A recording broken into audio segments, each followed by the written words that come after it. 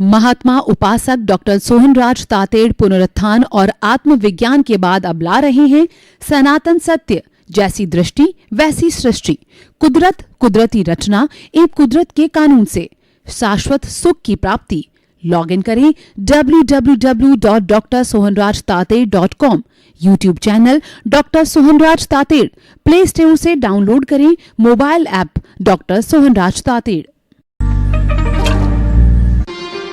ओम ह्रीं नमो अरहन्ताणम्, ओम ह्रीं नमो सिद्धाणम्, ओम ह्रीं नमो आयर्याणम्, ओम ह्रीं नमो उवज्जायाणम्, ओम ह्रीं नमो लोये सवसावुणम्, ऐसो पंच नमोकारो सर्व पावपनाशनो मंगलाणं च सव्वेसिं पडमं हवै मंगलं, पडमं हवै मंगलम्।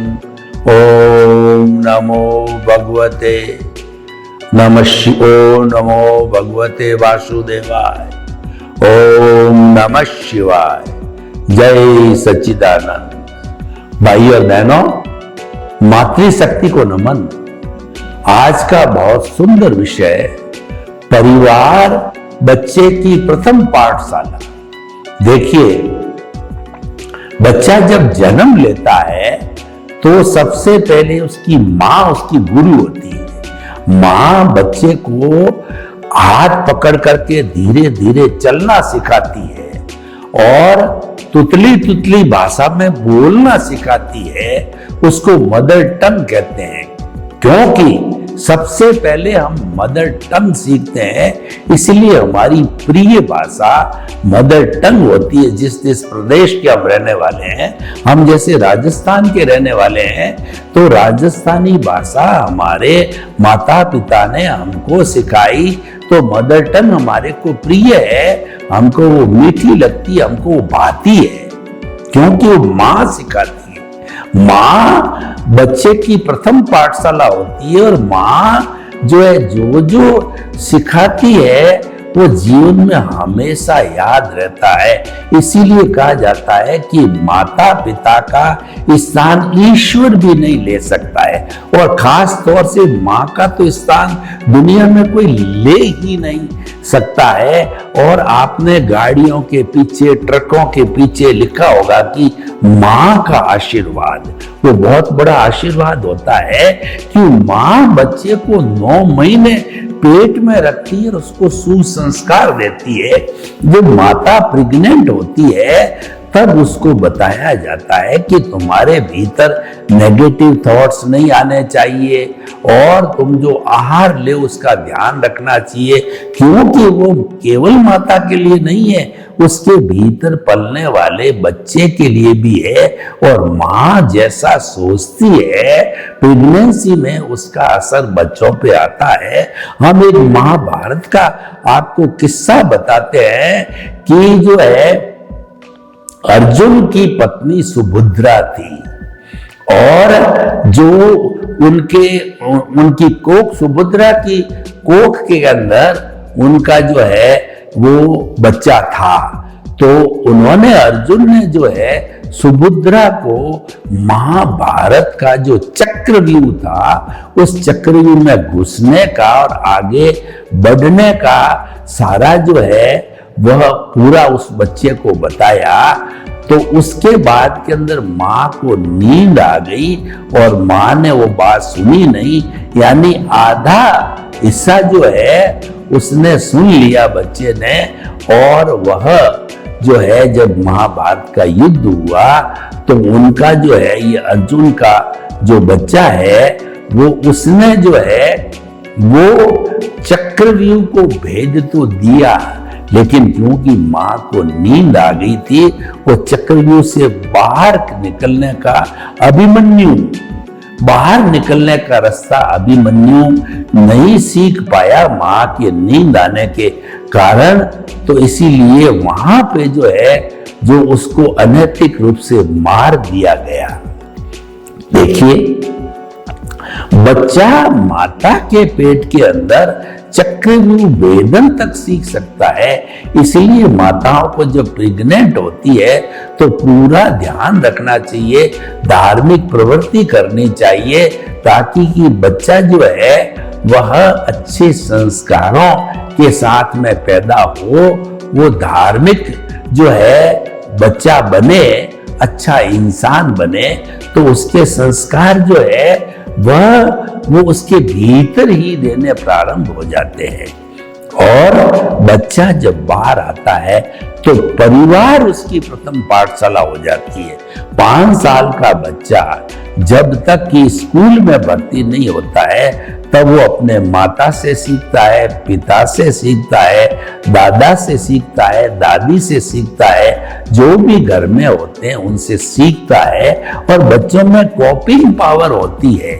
माता पिता क्या करते हैं, बच्चा तुरंत जो है वो सीसीटीवी कैमरे की तरह उसको विजुअलाइज कर लेता अपने दिमाग में और वैसा ही करने लग जाता है। उदाहरण के तौर पर देखिए, जिनके पिता जो वैष्णवी होते हैं, बीड़ी पीते हैं, सिगरेट पीते हैं, वो भांग गांजा इत्यादि खाते हैं, तो वो बच्चा भी जब थोड़ा बड़ा होता है तो वैसा करने लग जाता है।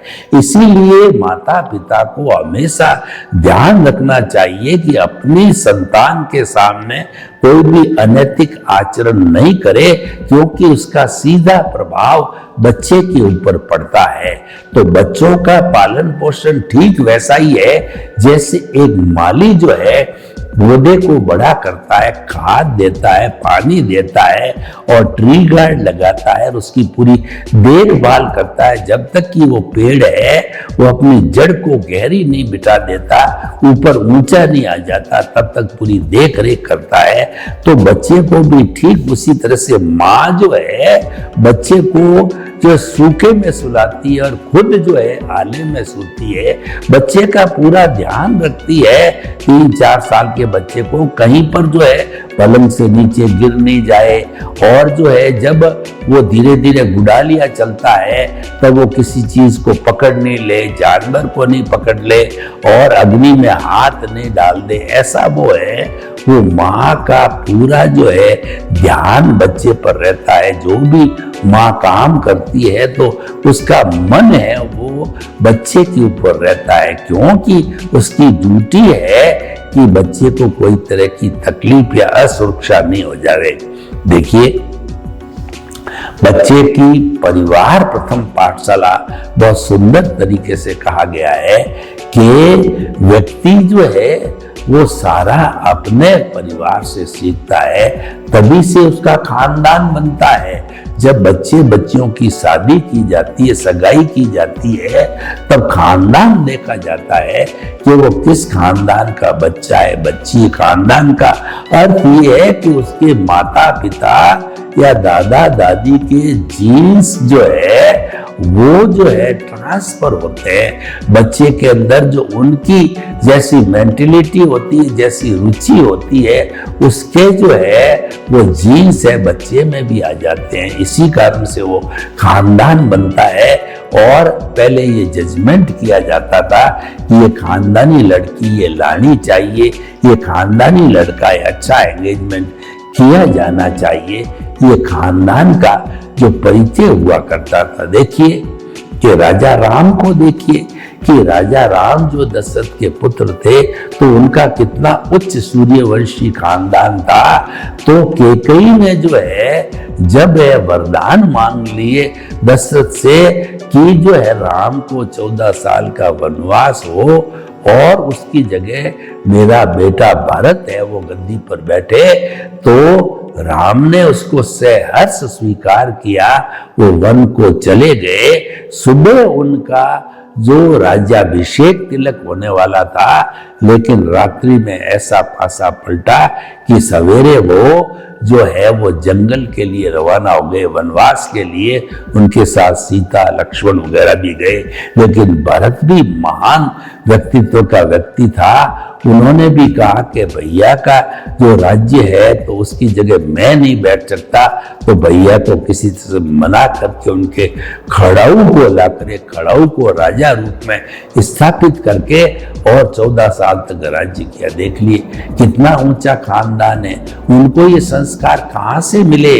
उनको ये संस्कार कौशल्या माँ और दशरथ जो है वो माता पिता से मिले। और देखिए भरत को भी उनसे ही मिले, जबकि भरत जो है कैकेयी का बच्चा था, लेकिन फिर भी उन्होंने कौशल्या माँ से और दशरथ पिता से सीखा, तो वह जो है अनुचित कार्य उन्होंने नहीं किया।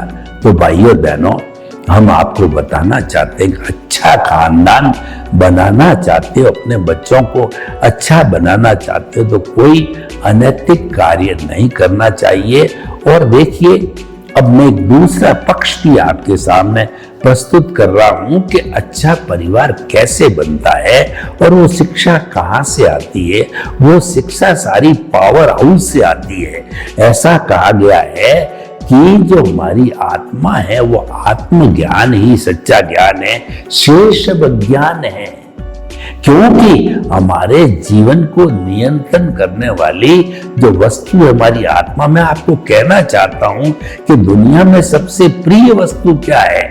तो सबसे प्रिय वस्तु खुद की आत्मा है। क्योंकि आत्मा है, जब मैं बोल रहा हूं, हाथ हिला रहा हूं, आंखें टिमटिमा रहा हूं, प्रवचन दे रहा हूं, और आत्मा न हो, हंसा न हो, हंसा उड़ जाए, आत्मा चली जाए, तो मैं तो डेड बॉडी बन जाऊंगा। फिर तो न बोलने का प्रश्न तो बात है, फिर तो लोग आएंगे कि जल्दी करो ले जाओ। इनका जो है खून पानी बन गया है, कीड़े पड़ रहे हैं, बदबू आ रही है, कोई घर में नहीं रखना चाहता है। जबकि आत्मा होती तो सभी कहते हैं मेरे पिता है, और जो है मेरे दादा है, और मेरे पति है, मेरे भाई है। तो इसका मतलब मुख्य जो उपयोग है वो आत्मा का है। तो हम आत्मा के जगत के अंदर जाएं, मतलब भीतरी जगत में हम गोते लगाएं, तो संस्कार भीतरी जगत से आते हैं। आत्मा अनंत ज्ञान, अनंत दर्शन, अनंत शक्ति और अनंत सुख का धाम है। तो अगर हम उसको स्पर्श करते हैं, अगर हम उसके चरणों में बैठते हैं, आपको अपनी आत्मा का स्पर्श करने के लिए करना कुछ नहीं है, स्वयं का स्वयं से वार्तालाप करना है। आत्मा भी स्वयं हो और सुनने वाले भी स्वयं हो।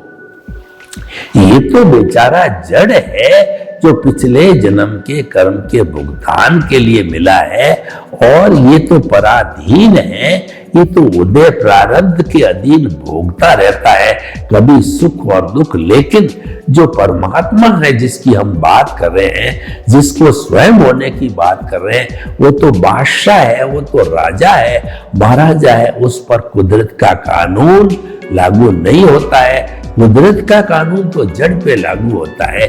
चेतन तो अपनी मर्जी का मालिक होता है, और चेतन कभी भी जो है गलत नहीं हो सकता। शुद्ध स्वरूप आत्मा गुणों की पुंज होता है, वो विनय का पुंज होता है, और उसमें अवगुण होते ही नहीं है। क्योंकि प्रभु तो अशरीरी है, लेकिन अशरीरी होने के बाद भी वो अव्याबाद है, टंकोत्कीर्ण है, वो अजर है, अमर है, अविनाशी है, और आत्मा का वर्ण नहीं, गंध नहीं, रस नहीं, स्पर्श नहीं, मरती नहीं, कटती नहीं, जलती नहीं, किसी को रोकती नहीं, किसके साथ रुकती नहीं।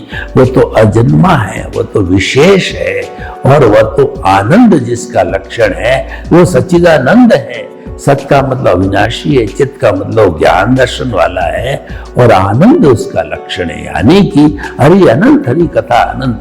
आप उस हरि की कथा करने लगो तो कई युग बीत जाते हैं, कई जन्म भी हम उनकी कथा पूरी नहीं करते हैं। देखिए, ये 4 महीने जो कथा वाचक आते हैं, जो रामायण की कथा करते हैं, महाभारत की कथा करते हैं, तो वो कथा करते करते भी रामायण की कथा को 4 महीने भी संपन्न नहीं कर पाते हैं। तो हमारा जो प्रभु जो अनंत ज्ञान वाला है, उसके ज्ञान को जब हम एक्सप्रेस करने के लिए जाएं तो बताइए वो कैसे संभव होता है? एक भाव में, वो तो भाव भवांतर तक भी जो है वो हमारी आत्मा के ज्ञान को हम प्रस्तुत नहीं कर सकते हैं, क्योंकि वो तो अनंत जो है वो श्रेणी का ज्ञान होता है।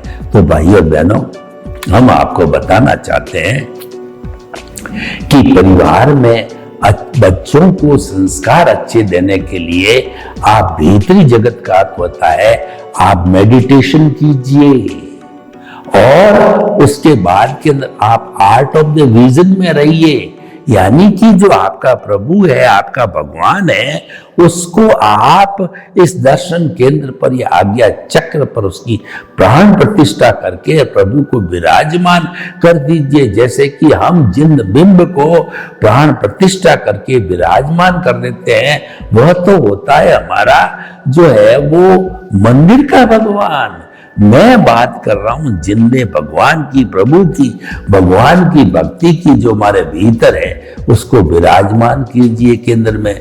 जब प्रभु विराजमान हो जाएगा तो गुणी कभी गुण से अलग नहीं होता है। आत्मा के लिए कहा गया है कि उपयोग है ये। उपयोग का मतलब उपयोग लक्षण व जीव। तो इस जीव का उपयोग हो गया कि वह जो है वह ज्ञान दर्शन वाला है। तो सम्यक ज्ञान सम्यक दर्शन है, वो भी हमारी आत्मा ने जब केंद्र पर जो है अपना प्राण प्रतिष्ठा हो गई, उसके साथ साथ में सम्यक ज्ञान सम्यक दर्शन विराजमान हो गए। जब ये विराजमान हो गए तो आप जो है ये जो कुदरती रचना चल रही है, यानी कि हमारी मन वचन काया जो है ये कुदरत के अधीन है और ये कुदरती रचना है, इसमें हमारी कोई स्वतंत्रता नहीं है। ये तो हमारी ध्वनि की प्रतिध्वनि है। पिछले जन्म में जैसी जैसी ध्वनि करके आए थे उसके अनुरूप ही प्रतिध्वनि है। आपके लिए खुले कुएं के ऊपर बैठ करके आप जोर से आवाज लगाइए कि तुम जो है एक सज्जन व्यक्ति हो, तो भीतर से आवाज आएगी तुम सज्जन व्यक्ति हो। और अगर आप आवाज लगाओ कि तुम दुर्जन व्यक्ति हो, तो भीतर से आवाज आएगी तुम दुर्जन व्यक्ति हो। तो इसीलिए हम जैसा लेकर के आते हैं, जैसा करके आते हैं, वही खुलता है और वही फिल्म खुलती है। उसके अनुरूप ही जो है हम उदय प्रारब्ध के अधीन जो है हम पापोदय पुण्योदय के अधीन एक्टिविटी करते रहते हैं। तो ये तो क्या मैकेनिकल मोड से चलने वाली स्थिति है, ये पुण्य पाप से जुड़ा हुआ होता है। ये हमारा पुण्योदय भाग्योदय है, ये हमारा उदय और प्रारब्ध है, इसको चलने दियो। तो इसीलिए कहा गया है कि अगर आपको अपना सम्यक ज्ञान और सम्यक दर्शन को स्ट्रॉन्ग करना है तो आप मन वचन का ऐसे मुक्त ऐसा में शुद्ध आत्माओं ऐसा चिंतन कीजिए। और जब आप ये चिंतन करने लग जाओगे तो भेद विज्ञान हो जाएगा। मन वचन काया रूपी है, पुतला अलग है, मैं अलग हूं, ये तो मेरा पड़ोसी है, ये तो जड़ है और मैं तो चेतन हूं, ये टेम्परेरी है, मैं तो परमानेंट हूं। और इसकी जो कुछ भी अवस्था से जुड़ा हुआ है, अवस्था जा रही है, जाने के लिए आई है। कि कल हम जो है बच्चे थे, बड़े होकर के युवा हुए, फिर प्रौढ़ हुए, फिर वृद्ध हुए और एक दिन चले भी गए। तो अवस्था मात्र कुदरती रचना है। तो इसको हम कुदरती रचना मानते चलते हैं तो हमारा सम्यक तप पुष्ट होता है।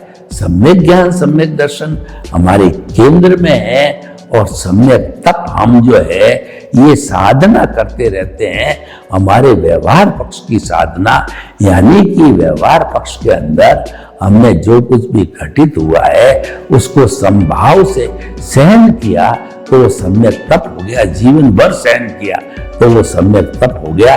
तो सम्यक ज्ञान, सम्यक दर्शन, सम्यक तप ये करने से जो है हमको सम्यक चारित्र की प्राप्ति हो जाती है।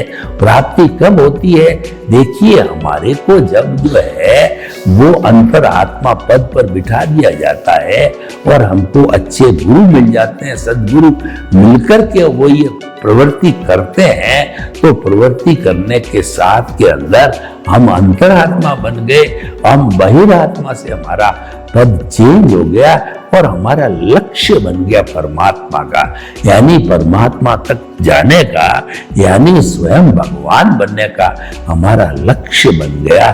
तो देखिए हमारा कितना सुंदर हो गया, लक्ष्य परमात्मा बनने का है और हम अंतरात्मा पद पर हैं और सम्यक ज्ञान, सम्यक दर्शन हमारे साथ और सम्यक तप हमारे जो है वो प्रैक्टिकल लाइफ के अंदर चल रहा है, हमारे व्यवहार जगत में चल रहा है। तो सम्यक ज्ञान, सम्यक दर्शन, सम्यक तप की परिणति होती है सम्यक चारित्र, यानी कि हमारा जो प्रतीति का 100% जागृति, 100% और अनुभव धीरे धीरे बढ़ता जाता है। वो जो है अनुभूति बढ़ते बढ़ते और जब 100% 360 डिग्री पे अनुभव चला जाता है तो हमारे पुरुषार्थ की पराकाष्ठा केवल दर्शन की प्राप्ति हो जाती है। और एक बार केवल दर्शन प्राप्त हो गया, यानी कि वहां पे हमारी सारी जो कहना चाहिए कि सारी जो अपुरुषार्थ की सीमा समाप्त हो गई है, तो वो पुरुषार्थ की सीमा समाप्त होने के बाद में केवल दर्शन हो जाता है और नेक्स्ट बर्थ में वो केवल ज्ञान रूप के अंदर सारा आयुष्य के अधीन पूरा होकर के और जो हम सिद्ध बुद्ध और मुक्त बन जाते हैं, यानी कि शाश्वत सुख की प्राप्ति हो जाती है। अगर एक जन्म में नहीं होती है तो हम उस जन्म में शाश्वत सुख की नींव लगा देते हैं। आने वाले जन्मों में हमको बार बार मनुष्य जन्म मिलता रहेगा, क्योंकि हमारा सम्यक ज्ञान, सम्यक दर्शन डेवलप्ड है। हमको मनुष्य जन्म क्यों मिलता है कि हमारा सम्यक ज्ञान, सम्यक दर्शन है वो डेवलप होना चाहिए। जितना जितना डेवलप होगा उतना उतना हमको मनुष्य गति मिलती रहेगी और हमको देव गति के लंबे जो है चक्कर नहीं काटने पड़ेंगे और वो डेवलपमेंट होते होते हमारे जो है प्रभु की कृपा हो जाए और हम सिमंदर स्वामी के चरणों में चले जाएं तो शीघ्र 4-5 भाव में हम शाश्वत सुख को प्राप्त कर सकते हैं, मुक्ति को प्राप्त कर सकते हैं। तो भाइयों बहनों, हम भीतर जितना जितना गोते लगाएंगे और भीतर हम जितना जितना प्रभु के दर्शन करेंगे उतना उतना हम अच्छी चीज को प्राप्त करेंगे और वो अच्छे संस्कार जो है हम अपने बच्चों को दे पाएंगे। देखिए, हम अष्टांग योग की बात करें तो धारणा, ध्यान और समाधि ये तीनों भीतर में होते हैं। धारणा का अर्थ होता है कि हम जो है अच्छे अच्छे विचारों को, पॉजिटिव थिंकिंग को, think positive, do positive, be positive, अच्छे अच्छे पॉजिटिव विचारों का संग्रह करके हमारी मेमोरी में जमाते हैं। वो जो है हमारा सारा मेमोरी में जम करके और वो धारणा बन जाती है और फिर हम कंटेम्पलेशन करते हैं, यानी ध्यान करते हैं, किसी एकाग्र चित्त के ऊपर ध्यान करते हैं और भीतर हमारे अच्छे अच्छे संस्कार आते हैं। तो और मेडिटेशन होता है। मेडिटेशन को जो है हम कहना चाहिए कि पहले सालंबन करते हैं, फिर निरालंबन करने लग जाते हैं और निरालंब के बाद भी हमारे थॉटलेसनेस की स्थिति आ जाती है, यानी कि हम अमन बन जाते हैं। जब हमारा मन समाप्त हो जाता है तो मन समाप्ति के साथ साथ ही प्रतिष्ठित आत्मा भी समाप्त होती है और थॉटलेसनेस की स्थिति आती है, यानी कि फिर हम अपना प्राकृतिक जो स्वरूप है उसके अंदर आ जाते हैं, अशरीरी बनने की स्थिति आ जाती है और वही सिद्ध बुद्ध और मुक्त की अवस्था होती है। तो आप जितना जितना भीतरी जगत में जाओगे आपको सत्य की प्राप्ति होगी। Truth is God, God is truth. भीतर का जगत है वो इंट्यूशन का जगत है, वाइब्रेशन का जगत है, और बाहर का जगत है वो बुद्धि का जगत है। बुद्धि शब्दों के लेवल पर चलती है और जहां पर शब्द चलते हैं वहां पर जो है राग द्वेष पैदा हो जाता है। वहां पर शब्दों के बल के ऊपर जो है वो अपना अपना व्यू पॉइंट हो जाता है। लेकिन जब भीतरी जगत में जाते हैं, वाइब्रेशन के जगत में जाते हैं, वहां सनातन सत्य मिलता है। व्यू पॉइंट समाप्त हो जाता है। व्यू पॉइंट में भेद होते हैं, इसीलिए बुद्धि होती है ये भेद करवाती है, ये अच्छा है, ये बुरा है, I like it, I dislike it, ये मेरे साथ रहना चाहिए, मेरे साथ नहीं रहना चाहिए, ये भेद कराती है बुद्धि। इसीलिए जो लोग साधक होते हैं, जो लोग जो है वो शाश्वत सुख को प्राप्त करने के इच्छुक होते हैं, वो लोग बुद्धि बहन को कहते हैं कि तुम अपने जो है ससुराल चली जाओ कुछ दिन के लिए, ताकि कि जहाँ पे बुद्धि की एप्लीकेशन नहीं होती है और भक्ति की एप्लीकेशन होती है, तो निश्चित तौर पे हम जो है भीतरी दुनिया जो इंट्यूशन की दुनिया है, हमारा प्राइवेट जगत है, उसमें एंट्री ले सकते हैं। तो हमारे कहने का अर्थ ये कि जो बच्चे की प्रथम पाठशाला परिवार है, तो परिवार के सदस्य अच्छे होने चाहिए। परिवार के सदस्य अच्छे कब होंगे? जब उनकी संगत अच्छी होगी। इसीलिए कहा गया है कि man is known by the company keeps. जो व्यक्ति है वो कंपनी से पहचाना जाता है। हमारे राजस्थानी में एक कहावत है कि कालियर करने बैठो तो कालियर गुण लो, बोरियर करने बैठो तो बोरियर गुण लो। यानी कि अच्छे व्यक्ति के पास बैठोगे तो अच्छे संस्कार लोगे, बुरे के पास बैठो तो बुरे संस्कार लोगे, और बुरे व्यक्ति के पास आप अच्छे होते हुए भी बैठोगे तो लोग कहेंगे ये भी ऐसा ही बुरा होगा। और अच्छा व्यक्ति और आपके संस्कार ज्यादा अच्छे नहीं है उसके पास बैठो तो लोगों का व्यू पॉइंट बनेगा कि ये भी अच्छा व्यक्ति होगा, ये संस्कारी होगा। तो कंपनी का बहुत असर पड़ता है, कपड़ों का भी असर होता है। Apron shows the man. कपड़े से भी व्यक्ति की जो है जो पहचान बढ़ती, योग्यता बढ़ती है। तो आदमी को वस्त्र भी है उसके अपने बॉडी के अनुरूप जो है इसका उपयोग करना चाहिए। तो कहने का अर्थ ये है कि बच्चा अपने परिवार से सीखता है, तो परिवार के सदस्यों को अनुशासित होना चाहिए। सर्वे भवन्तु सुखिनः, सर्वे सन्तु निरामया। लोग के जीवों को सुख मिले, शांति मिले, आनंद मिले, प्रेम मिले, और सभी अपने अपने परिवार के साथ में सुख, समृद्धि और शांति के साथ जीवन यापन करते हुए अपने आनंद की प्राप्ति करें। आपके प्रति ओम शांति। महात्मा उपासक डॉक्टर सोहनराज तातेड़ पुनरुत्थान और आत्मविज्ञान के बाद अब ला रहे हैं सनातन सत्य, जैसी दृष्टि वैसी सृष्टि, कुदरत, कुदरती रचना एवं कुदरत के कानून से शाश्वत सुख की प्राप्ति। लॉग इन करें www.drsohanrajtated.com, YouTube channel doctor Sohanraj Tated, play store से डाउनलोड करें mobile app doctor Sohanraj Tated.